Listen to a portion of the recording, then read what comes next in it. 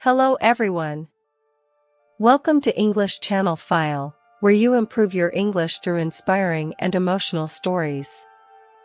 If you enjoy learning English with simple stories, please like this video, subscribe to the channel, and turn on the notification bell. Now, let's begin today's story. My name is Olivia Brooks. I am 20 years old, and I live in Seattle, Washington. I am a second-year university student. I don't live with my parents anymore. Sadly, they both passed away in a car accident when I was only 11 years old. Since then, my older sister, Sarah Brooks, has been everything to me. She is not only my sister, she is my best friend, my biggest supporter, and the person I trust the most. Sarah is 31 years old. She works as an English professor at North Valley University. She is intelligent, caring, and always puts others before herself. A year ago, she married Daniel Foster, a well-known psychology professor at the same university. Everyone admired them. Students often said they are the perfect couple. Daniel always smiled politely. He greeted everyone with kindness. He looked like the kind of man every family would trust. At least, that's what everyone believed. In the beginning, I believed it too. Whenever we had dinner together, Daniel treated me like a younger sister. He asked about my classes. He encouraged me to study hard. Everything seemed completely normal. But after a few months, something slowly changed. I started noticing the way he looked at me. His eyes stayed on me longer than they should. Whenever Sarah left the room, his behavior became different. At first, I thought I was imagining things. I told myself, "Don't overthink, Olivia. He's your sister's husband. He's just being friendly." But deep inside, something didn't feel right. One afternoon after class, I was sitting alone in the university library. My phone suddenly vibrated. It was a message from Daniel. I opened it. "You looked beautiful today." I froze. Maybe he sent it to the wrong person. I didn't reply. A few minutes later, another message appeared. "I'd love to have dinner with you someday." My hand started shaking. I immediately locked my phone. That night, I couldn't sleep. I kept asking myself, should I tell Sarah? Or will this destroy our family? The next morning, I decided to ignore everything. I believed the messages would stop. But I was wrong. Instead, they became more frequent. And I had no idea that this was only the beginning of the biggest nightmare of my life. The messages did not stop. Every day, Daniel sent something new. Sometimes he wrote, "You are amazing." Sometimes he said, "I can't stop thinking about you." I never replied. I deleted nothing. I quietly kept every message on my phone. I didn't know why, but something inside me told me, you may need this one day. A few days later, I finished my afternoon class and walked toward the university parking lot. The campus was almost empty. The weather was cool, and the sky was covered with gray clouds. As I reached my car, I heard a familiar voice behind me. "Olivia." I turned around. It was Daniel. He smiled as if nothing was wrong. "Can we talk for a minute?" he asked. I stepped back. "I don't think that's a good idea." His smile slowly disappeared. "You've been ignoring my messages." "I never wanted those messages," I answered. You are my sister's husband. You should never have sent them." For a few seconds, he said nothing. Then he moved one step closer. "No one has to know. I really care about you." I felt my heart racing. I quickly unlocked my car. Before getting inside, I looked at him and said, "Please don't ever contact me again." I drove away without looking back. That night, I couldn't stop crying. I loved my sister too much. She had sacrificed everything for me after our parents died. She worked 2 jobs so I could finish school. She never complained. How could I tell her that the man she trusted was hurting me? Days passed. Daniel continued sending messages. He even left flowers on my car with a small note. "Please give me one chance." I threw them away immediately. I felt trapped. I stopped eating with my classmates. I stopped smiling. Even my best friend, Chloe, noticed something was wrong.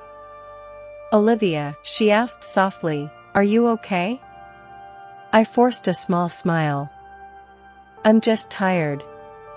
But she knew I was hiding something. One Friday evening, Sarah invited me to dinner.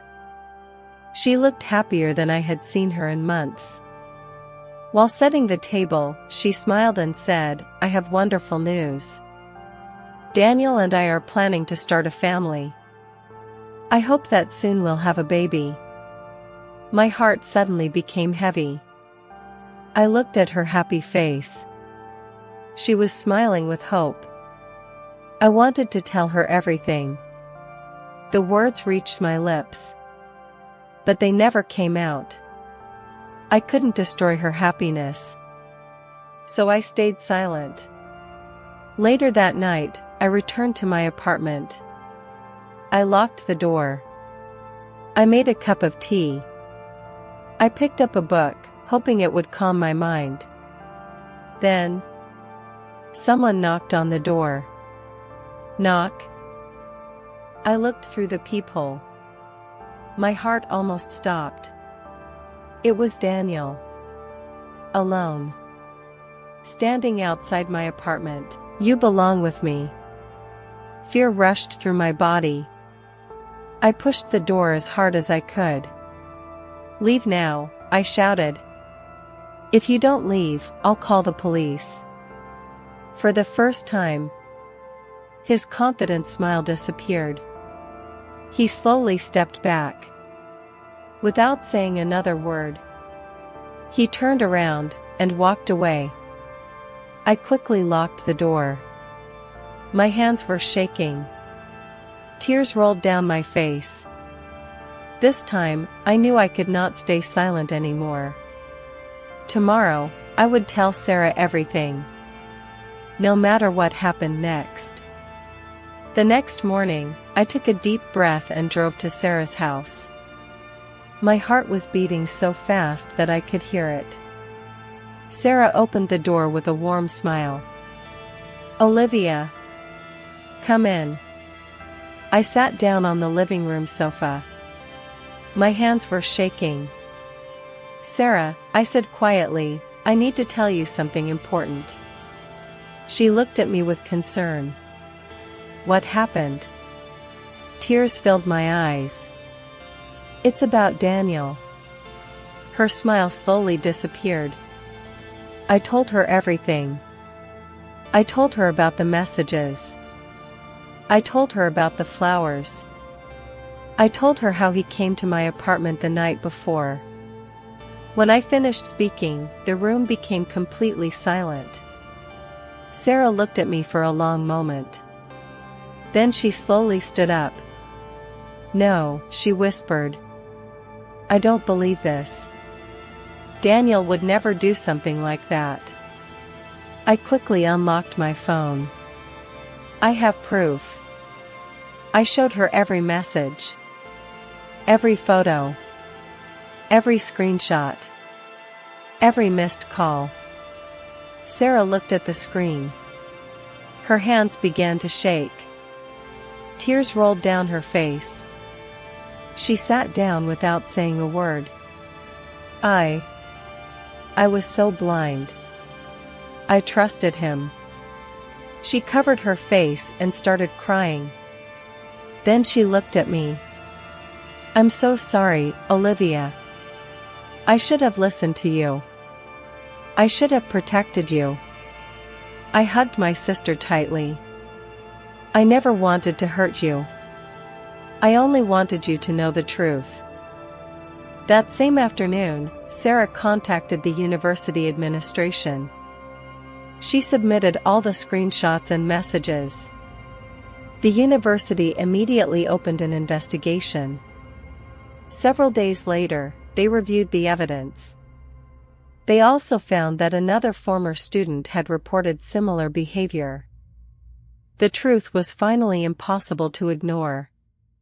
Daniel was suspended from his job while the investigation continued. Soon after, Sarah filed for divorce. When Daniel tried to speak to her one last time, she looked him in the eyes and calmly said, "You didn't just betray our marriage. You betrayed my family." Then she walked away without looking back. A few months later, life slowly became peaceful again. Sarah and I moved into a small apartment together. Every Friday evening, we cooked dinner, watched movies, and laughed like we used to. One evening, Sarah smiled at me and said, "You know something? You didn't destroy my life. You saved it."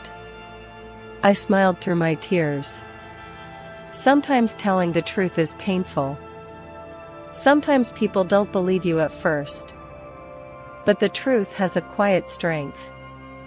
Sooner or later, it always finds its voice. If someone ever makes you feel unsafe, don't stay silent. Talk to someone you trust. Ask for help. You deserve respect. You deserve to be heard. And most importantly, you deserve to be safe. Thank you for watching this story on English Channel File. If this story touched your heart, please like this video.